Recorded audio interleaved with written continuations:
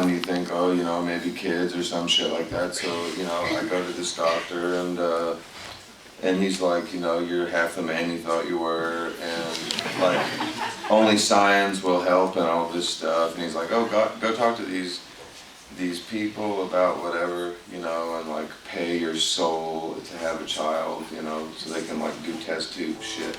It wasn't bad, but for me and for my wife, we were just like, nah. Especially me, I was like, no. Either like a miracle or nothing, you know. And then I got incredibly sick. I hadn't been that sick in so long, so she didn't say anything. But then a month and a half later, after we'd seen this guy, she was pregnant, and so now she's, I think, about 20 weeks or so. And we're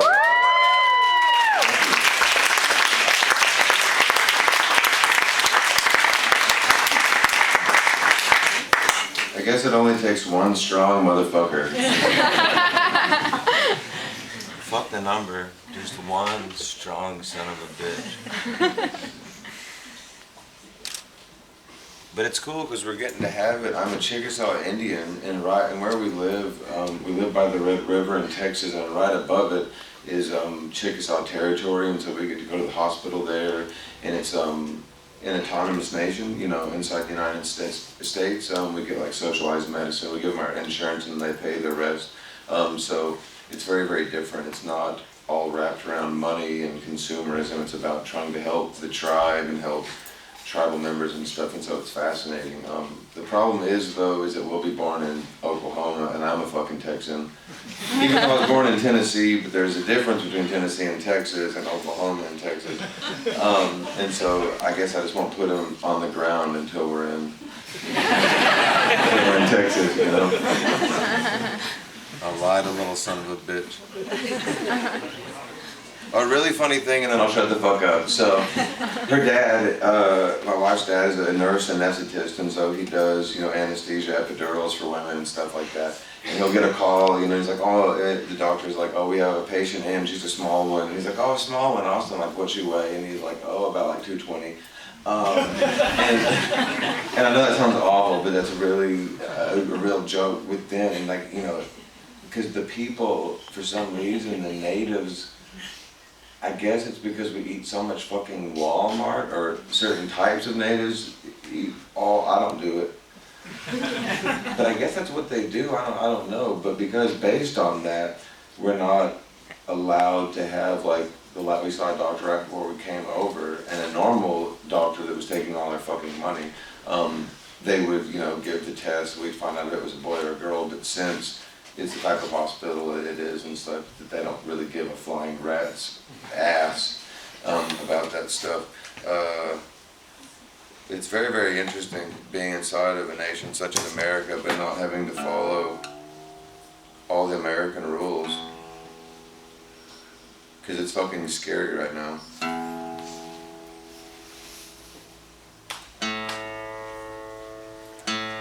Not where I live, but wherever other people live. I have a friend that lives in Baltimore right now. Have you guys heard about the riots?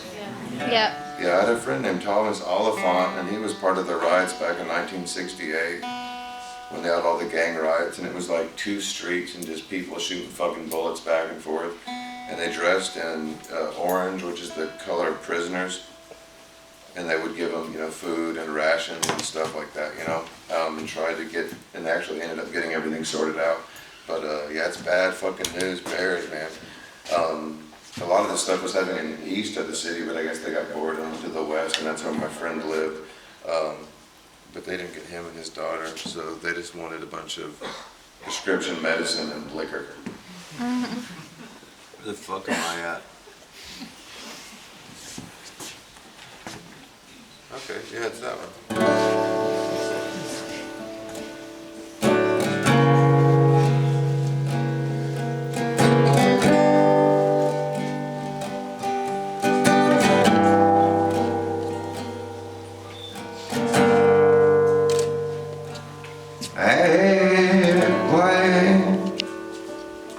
All our promises turn to shit, and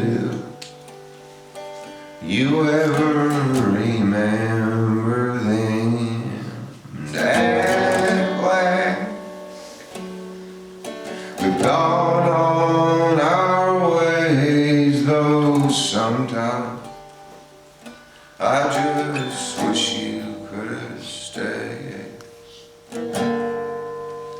'cause it's all your fault.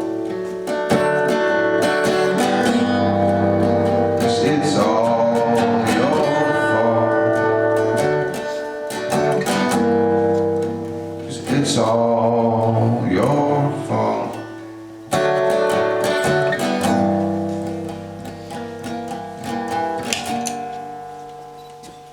And at last they've agreed we were sane, though sometimes